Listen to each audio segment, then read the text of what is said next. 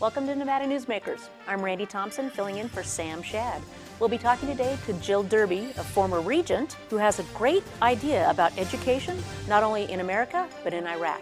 All here on a brand new Nevada Newsmakers. Pro Group Management specializes in providing industries with the necessary components to satisfy and exceed workers' comp requirements. Every business has unique needs and specific regulations. Pro Group Management stays ahead of the curve, providing up-to-date services to keep your industry in top form. Discover how we simplify your tasks, improve efficiency, and reduce expense to keep you moving in a positive direction. Pro Group Management, workers' comp that works for you. Truck drivers are some of the hardest working people you'll meet, delivering over 70% of America's freight and 92% of Nevada's. When there's a natural disaster, they're delivering critical supplies to help those communities recover and rebuild. Every sector of the economy and our nation's military rely on truck drivers. So let's take a moment to say thank you. On the open road or city streets, our truck drivers are rolling to make our economy and our nation stronger. Trucking moves America forward. There's a pattern to Dean Heller's broken promises. After a promise to protect our health care, Heller caved to Donald Trump and voted to end protections for pre-existing conditions. After a promise to protect Medicare, Heller caved to his party bosses and voted to cut Medicare by nearly $500 billion. And now those party bosses are planning even deeper Medicare cuts. The only thing we can trust Dean Heller to do is put his party before your health care. SMP is responsible for the content of this ad. The company West Duncan keeps tells a frightening story. Sheriff Gerald Antenero accused of sexual assault. Craig Estey admitted to domestic violence after lying to legal authorities. Nevada Right to Life committed to overturning Roe v. Wade. High-priced lobbyists putting insurance companies before us. Abusers, influence peddlers, and extremists don't belong anywhere near our Attorney General's office. With friends like these, West Duncan can't represent people like us. This is Nevada Newsmakers with host Sam Shad, a no-holds-barred political forum. Now, from the Nevada Newsmakers broadcast headquarters, here is Sam Shad. And I'm back on Nevada Newsmakers with Jill Derby, the former chairman of the Democrat Party, as well as the former Board of Regent chair. Welcome. It's great to see you. It's great to be here. This election time. Oh, it's an exciting time. Everybody's on edge and revved up, and so much at stake. There's just a feeling in the air of so much at stake. So how do you feel that people, are they excited about this year? Are they concerned? Are they afraid? What are you feeling when you're talking to voters right now? Oh, I know. I think there's a lot of anxiety. There's a lot of anxiety about the direction the country's going in, and the sense of uncertainty. And as a result of that, it's where people are anxious. So they are motivated out of that anxiety. And let's elect good people. Let's get the country back on track. Let's get Nevada going forward in a positive, all of that sort of thing. But there's a level of engagement that I haven't seen before. Oh, interesting. And there's a level of engagement. Somebody mentioned this to me the other day, which is really true, with a lot of people sending money all around the country to candidates like Beto in Texas has become really popular with Democrats because of, what he stands for. So it's races like that. And then Heidi Heitkamp, who stood by principles in terms of what she believed in when it came to the vote for the Kavanaugh nomination. And there's a sense of being proud that she risked her political career to express a vote for something she felt was right. And there's so little of that in our politics these days that I was reading that she got an influx of $12 million or something. I think that was from people like me that felt like, wow, so few are willing to stand for a principle, stand for what's right, in the face of political cost, that when somebody does it, you just want to reward them and say thanks for that, and it may well cost her her seat. Well, that's and she knew it when she did it, but Right. she felt really strongly about what was right. So the Kavanaugh hearings have been interesting to digest, and I look back as this is something that happened during high school, and yet they were making it out like it had happened in the past few years. What was it about the Kavanaugh hearing that so irritated the Democrats? Well, I think it's two things. It's like we look back to Anita Hill. We look back that women have never been taken seriously when they've come forward with allegations. And one of the things we know about women who face sexual harassment and sexual assault is that they're very unwilling to report for a reason. And we're now finding out in the Me Too movement, in Why I Didn't Report, hashtag Why I Didn't Report, that millions and millions and millions of women, maybe a third of women, maybe more, have faced this kind of sexual aggression, sexual assault, and never reported. And the answers why I didn't report, I wouldn't have been believed. It would have cost me in a myriad of ways. So it's just the Me Too movement, I think, has brought women willing, because of sort of the collective voice, to stand up and say, and I keep running into more and more women that are saying, yeah, me too. And here's why I didn't, because what I would have faced would have been damaging to me and not at all probably to the perpetrator. So there's that sense that of Anita Hill, however many 20 plus years ago, and then here we have another woman, very credible if you listen to her testimony. I did. And why she didn't come forward before, and it didn't even intend to make it public. So there was that. And then the contrast with Kavanaugh and how he occurred in that testimony occurred to me, and I think to so many, as this isn't somebody we want on the Supreme Court, who obviously was not entirely truthful, according to all his high school and college associates and friends. And you just felt it was discrediting the way he occurred, not somebody with a judicial temperament. So it was a combination of things. As one more woman, so credible, who got discounted in terms of her testimony. It's easy to say it was a long time ago, but you can almost always say that about women that come forward to admit to these kinds of incidents.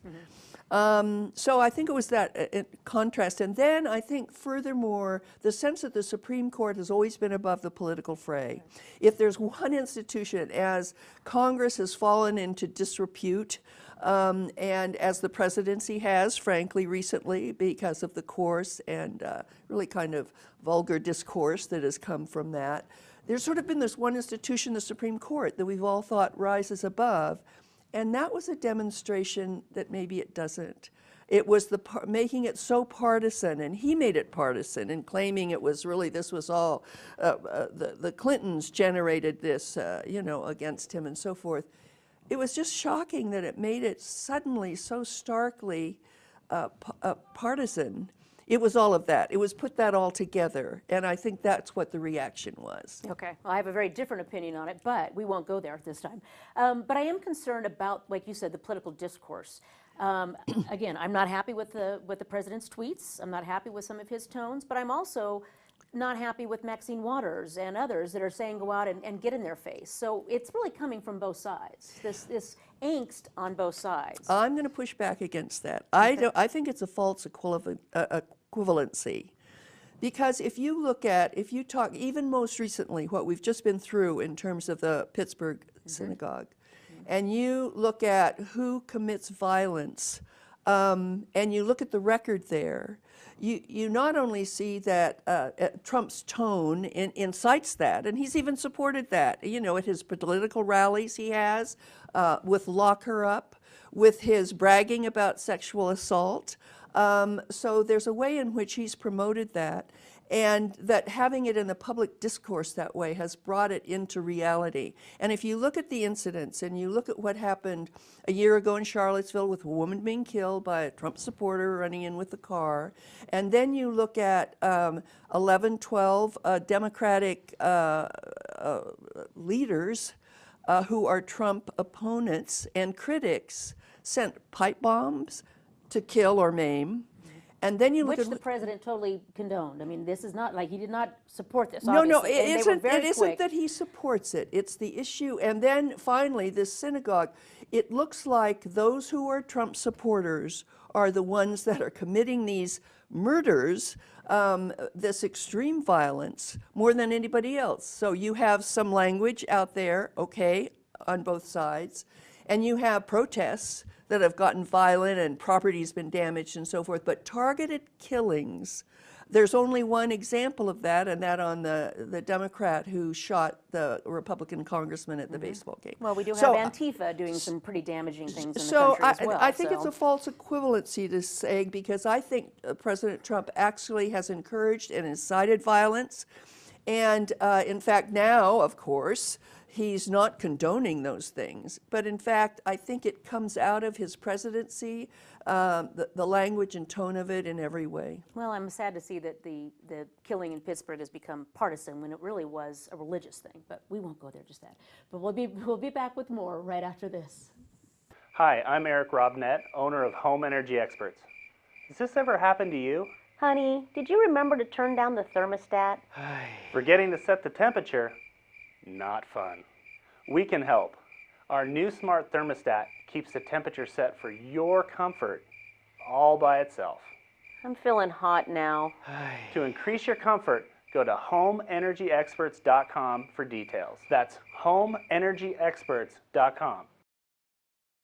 The signs and symptoms of cataracts can start out small with subtle changes in your vision. So don't wait. Be proactive and take your vision into your own hands. If you're experiencing the onset of cataracts or just have questions, contact your eye care professional or call Eye Care Associates of Nevada today.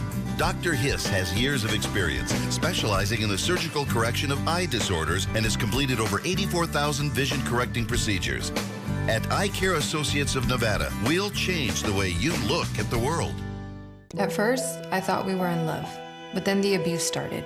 The worst literally almost killed me. When charges were pressed, I had no idea how confusing the legal process could be. But having equal rights to my abuser would have helped me in my understanding of what was happening in my case. It's a story that happens too often in Nevada, but we can fix it. Question 1 will ensure crime victims are informed, giving victims the right to notification and a voice in the process. Crime victims deserve equal rights.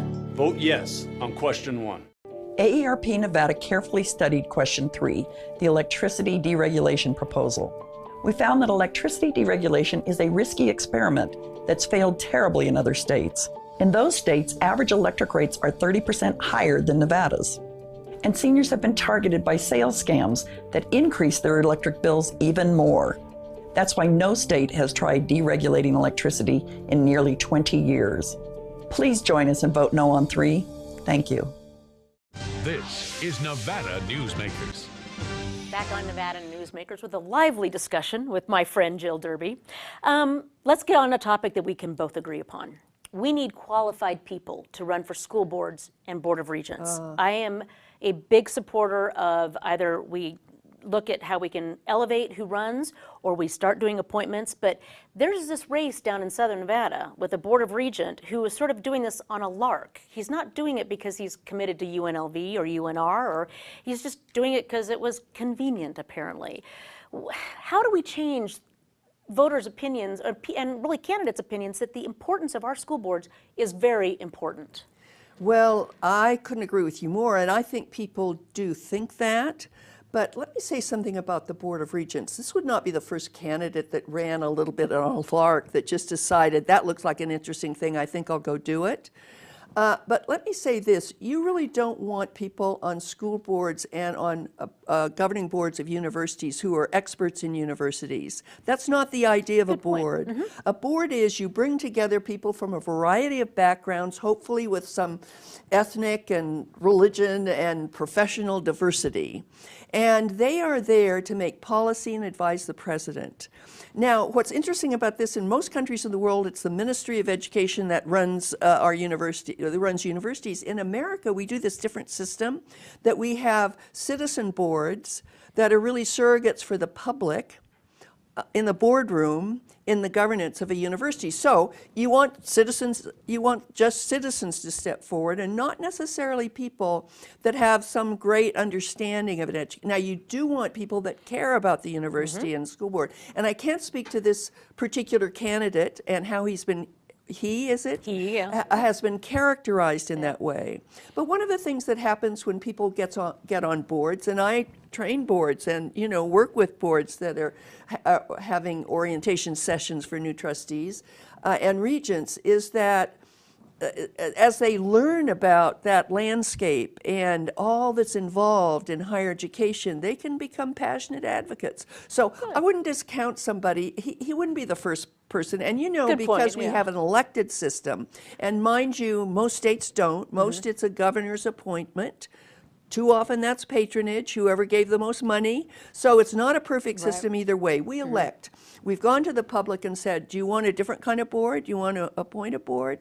And the public has turned that down because it'll take a constitutional amendment in Nevada. So it's like there's no perfect system, but what you count on is when people get at the table in the boardroom, that the presidents and all those that care about higher education nurture their education about it such that they bring a voice from the public. And that's the idea of having independent boards, such as we do in America. It's an unusual system worldwide. Now, speaking of being a consultant to education, you are actually president now of the American University in Iraq. Well, I'm not the president. I'm the chairman of the board. Okay, chairman of the board. Yes. Yeah, and that's up in Sulaymaniyah, which is in the Kurdish northern section. A very calm and stable and has been relatively prosperous section of the country. And I'm a board chair of a university that was established about 11 years ago, American University, American System. That means liberal arts education. That means general education across the board. See, in most places, you go to college, you're just tracked to be an engineer or a doctor or a dentist or whatever. But American education has this 2-year general education requirement because we want to educate people broadly before we make them narrowly people who are trained in a particular area. So that's what we do, and we have about 1,500 students that are many ethnic groups, particularly Kurds, but also Arabs, Shia, Sunni, Yazidi, Turkmen. And they all get along. And they all get along. And what I love about education, and I'm so passionate about education, is you put these kids together and they're all on the soccer team. Like, they could care less what your ethnic identity, what your religious sectarian identity is, you know, Catholic, Protestant, Mormon, whatever. Who cares? Or they're on the debating team, or in the theater group that's doing a production. And it's, so for me, I love serving on that board and advancing that university because it's, most universities aren't like that. They're mostly public in the Middle East. They're supported, they're often free, supported by their governments. But we have this American system, and we have an environment that invites different points of view, and we have great fora on campus where we invite different people with different points of view and different political persuasions. So how come you can do that but Berkeley can't? Well, every university has its, you know, student body and its character and its so forth. And certainly there are a lot of voices calling for, come on, universities have to be the marketplace of ideas. They have to welcome all that and teach about communism and Nazism and, you know, whatever there's been. And we're trying to train critical thinkers so that people can deal with opposing ideas, as opposed to the kind of education that just is imposing a kind of strict ideology. And that's, in a lot of the world, that's the way universities work. The government says China's resistant to any sort of this idea of marketplace of ideas and, you know, teaching too much about liberal democracy or something. So you look, we're really proud of our campus cultures, and we mustn't let that erode. And so all have to be welcome, even if sometimes, frankly, they're, what's the word I want? They're really advocating like white supremacy or something that's an anathema to them, to the sense of the nation, you know, liberty and justice for all. And then you have a white nationalist coming, and you understand why there's protests and pushback. But we have to just always guard against that, because if it's a marketplace for ideas, it's great when it's your idea. It's not so great when it isn't your idea, but this is America. This is our education system, and we're not going to fold. Well, it's great that you're doing that in Iraq, of all places. Yeah. So we're going to continue that discussion right after this. We'll be right back. Dimitri Prine here for Design Outdoor. Come visit Design Outdoor's store and backyard to see our wide selection of fire pits, barbecues, and pizza ovens, natural stone water features and fountains, and frost-proof pottery. Our store and backyard are located at 11600 South Virginia, just north of DeMonte Ranch Parkway. Visit designoutdoor.com or call us at 851-9499. Hey guys, are you watching the game at a friend's or the bar again because you can't watch at home with your wife? Or worse, because she kicked you out and kept your couch, your flat screen, and your kids? What's the one thing a man needs when he loses a good woman? A good lawyer. And when he loses a bad woman, he needs a great lawyer. What makes a good woman a bad woman? You tell me. You're the one that can't watch the game in your own home. I'm men's rights attorney Marilyn York, and I represent men in divorce, custody, and family law matters. I'm Jonathan Scott from Property Brothers. I've demoed a lot of homes, and today I'm knocking down NV Energy's No on 3 campaign lies.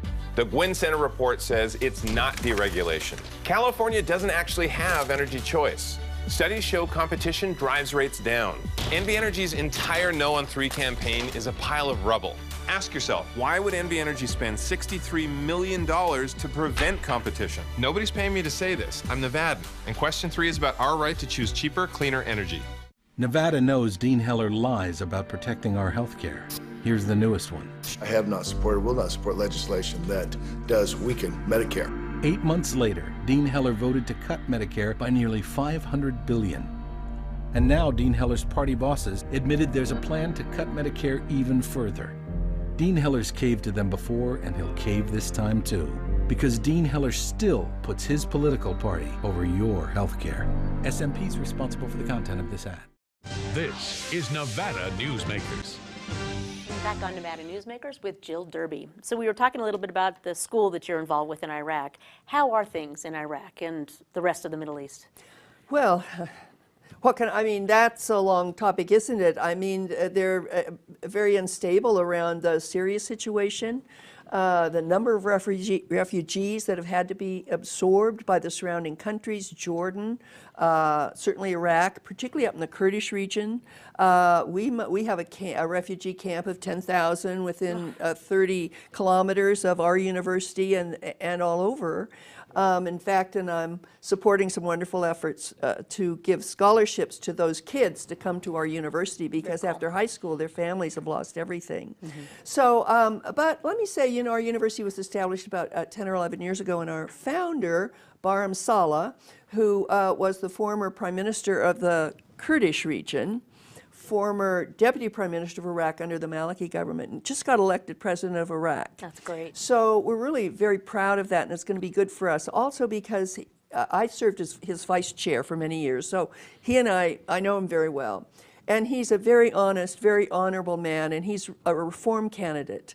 And Iraq has needed that. There's just so much corruption that goes on, and certainly in the Kurdish region, there's lots of corruption, and they're good people. They fought for their own independence and da-da-da, but the truth is, I give talks on Kurdistan, there's a lot of corruption there. Mm-hmm. And I think it's going to be a new day for Iraq in Barham taking on the presidency. The Constitution requires that there be a Kurd president, a Sunni head of parliament, and a Shia prime minister. Interesting. The Constitution, we helped them draft back in 2007. So it was going to be a Kurd, and Barham got the call, and we're proud of that. It's going to bring, we hope, a new day, because new parties are springing up, certainly in the Kurdish region, change parties. We want reform, end of the corruption, end of the sense of sort of tribal political parties that goes back to an old tradition in the Middle East. And so I'm very hopeful. In fact, the new prime minister was on the board of regents of our university when it was established 10, 11 years ago. So we think it'll be a good day for our university, and we're very proud of that. But so I hope, I think Iraq is becoming more stable. Certainly after fighting off ISIS, which was a huge threat, and now an election and some good people bringing in, change is slow, but knowing Barham as well as I do, he'll bring real reform, and he'll fight against corruption, and he'll want more open and transparent government. That would be a big breakthrough. But in terms of the whole Middle East, the gutter blockade that the Saudis have championed along with UAE and Egypt, that's troublesome. They need to get over that. And our blind support for Saudi Arabia is very troubling to me, because Saudi Arabia and this young prince, Mohammed bin Salman, who turns out to be somebody who's after full and extreme and abusive power. And we've seen that with the Khashoggi assassination, murder. We've seen that with what he's doing in Yemen. And hopefully this is going to, weaken his hand, what's happened around Khashoggi, and that we'll back off from our sort of blind support for some of the terrible damage and division he's doing. The Arab tradition is you have a council in terms of leadership, and he fired the whole council. So he is a young guy, 33, and I'm hoping his dad, King Salman, will bring in some of those counselors who were part of the royal family. And I understand that the brother of the king has just come back to Riyadh. I think they're trying to rein him in because Saudi Arabia has suffered some real reputational damage, and the arrogance of power that they would, premeditate this assassination and murder of Khashoggi, and then what they're doing in Yemen, and then the blockade of Qatar are all things we should be questioning. So I'm hoping this sort of creates some space for us to show more independence in our policy there. Well, good. I think obviously the killing of the journalist did hopefully wake up American eyes to it. I hope it did. Yes. We're supposed to be this country that values human rights and humanitarianism, and Yemen's facing the worst famine in I don't know how long. Yeah. And we have a hand in that. Yeah. Our hand is in that. Well, we're going to have another discussion on this, and we're going to keep you on our call list because this is a fascinating discussion. Good. So thank you, Jill, so much. Okay. Thank you very much. We'll be right back after this. A bird's eye captures its surroundings at different heights. At Brian Culpa Photography, we can make your imagination soar over buildings, parks, cityscapes, and beyond. Brian's images tell the story and get the job done. If you need a new perspective to tell your story, contact Brian today. Brian Culpa Photography. Experience the bird's eye view at brianculpaphotography.com. Hi, my name's Marilyn Miner, and I'm sure you'd agree that Nevada's a very special place to live. I was born here, and my husband and I have raised our family here. I feel it's a privilege to live and work in the Truckee Meadows. I especially enjoy helping my clients reach their real estate goals. Sometimes the smallest details provide the greatest satisfaction. I'd be complimented to talk to you about your next move. Call Marilyn Miner at Dixon Realty, 742-1280, or log on to marilynminer.com. This November, some questions are complicated, but the formula for clean energy is simple. It's question 6. Right now, Nevada gets only 20% of our electricity from renewable sources like solar and wind.